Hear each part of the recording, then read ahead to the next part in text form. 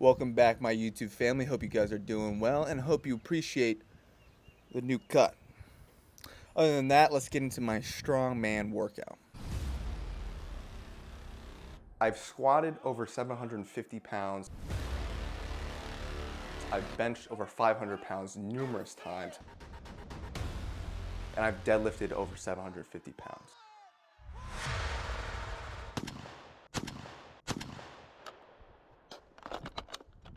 First things first, we got 270 up on the log today. Shocking the hands prior. Now, a couple things I'm doing different. One, I have a soft belt on instead of a hard belt. So I have a soft belt, and then I should say like more like a Velcro belt instead of like a standard thick leather hard belt. I wanted to find something that can that my thicker leather hard belt it's a bit more. It's a little bit too tight for me, so I like the Velcro one better. But the log, clean, and press goes up smoothly. Not too shabby. Then after that, we're going to move on to a log press PR of 290. One thing I had someone reach out and comment on that with my log press, I'm taking too wide of a stance out. I originally did that because I wanted to focus a lot on my strict press, and taking a wider stance felt a bit more stable. But now that I'm trying to implement more of a push press using more of my legs, he was saying that I should have my feet closer together to generate that power more, and I'm going to agree with him. It does make sense. So this upcoming week and the weeks following, I'm going to see if I can bring my feet together a little bit more and kind of get my push press that way. As you can see, I'm sweating through the shirt. This is probably maybe, I'm warmed up. I haven't done too many sets prior to this, and I'm sweating like a pig already.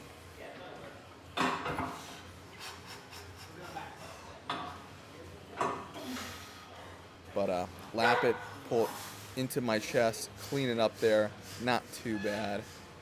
And then powering through for that 290 there. I think I can use more leg drive, get it up a little bit higher. But I'm not upset with the 290 log press PR. Very exciting, the amount of progress I've made on this in the few months that I've been kind of training it again. I trained it a few years ago, like 2 years ago, for a strongman competition I was doing. But now that I got nationals coming up in September, I really have to pay attention to this. And nationals will only be my third strongman meet. So not too bad the amount of progress I've made. Obviously, having a great background in powerlifting and also training the way my coach trains me, Jailhouse Strong, my coach Josh Bryant, we always prioritize not just strength in the big three, but having a good general physical capacity to do everything. So because of that, my transition to strongman is easier, and also my transition, if I want to go back to powerlifting, will be easy too. I'll be excelling and getting stronger at both. After that, what you see here, 385 on the bar. It's an axle bar, so it's 25 pounds, and 4 plates each side, so it's going to be 385. A little bit of difficulty this last set, so it's not going to be as smooth as I would like it, but I'm just using chalk. It's a double overhand grip with a thick axle bar, like 2 inches. I can't really reach my index. It's like probably about like this when I grab it. So like almost touching index to thumb, but not quite. And then picking up from there. Now, you're going to notice on my, I think, second into the third rep, or I guess my second rep here, getting sweat dripping down my forearm into my pinky area, it takes quite a lot from your grip. So losing your pinky is going to take away from your grip quite a bit.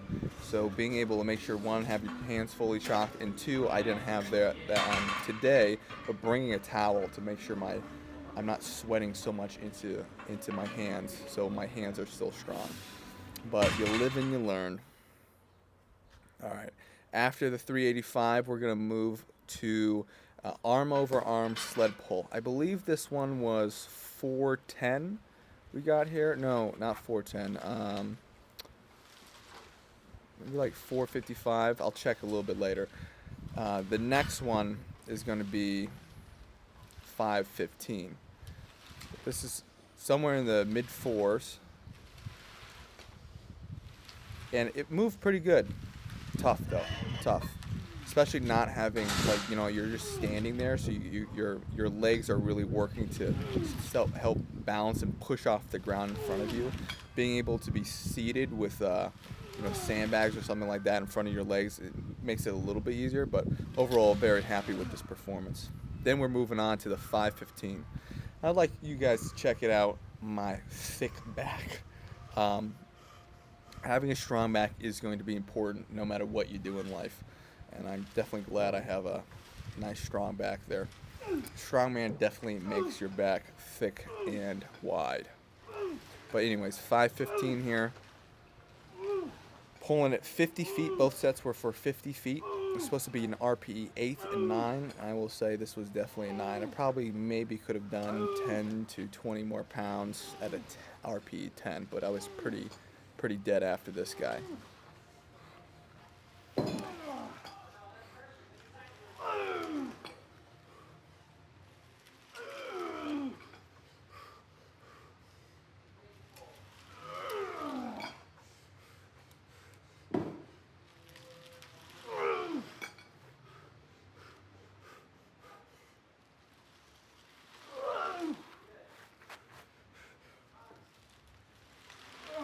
We then move on to the last exercise, which is a stone over bar. This is a 48-inch bar, so it's kind of low for bars, but the reason we're training it like this is because I don't have a platform to load it on. Now, with this stone carry, I've done this weight over a 52-inch bar. I believe it was 52 inches for 6 reps in competition. You can check out that video earlier, a few months prior. But one thing that was difficult today is I had no tacky on whatsoever. I was sweating through my shirt. The sweat makes it impossible for it to grip to you, and sweat on my forearms too. So the grip was definitely the limiting factor here, and I was also just feeling completely exhausted. The heat, even if you're hydrating well, you're eating well, the heat is going to play a factor into your performance ability. So with that, there's a couple things to think about. One, if you're ever going to compete outside or anything like that, you probably want to train outside a bit too, just so your body can get used to this heat. And then two is, if you are training in the heat, you're sweating a lot and everything like that, make sure your hydration is up, your electrolytes are up, and also make sure that you have something like a towel to get the sweat away, so grip is not going to be a limiting factor. We don't want any slippage, we don't want any accidents. Whether you don't want to be training outside when it's raining, and you don't want to be training stupidly if you're covered in sweat and everything's slipping, right?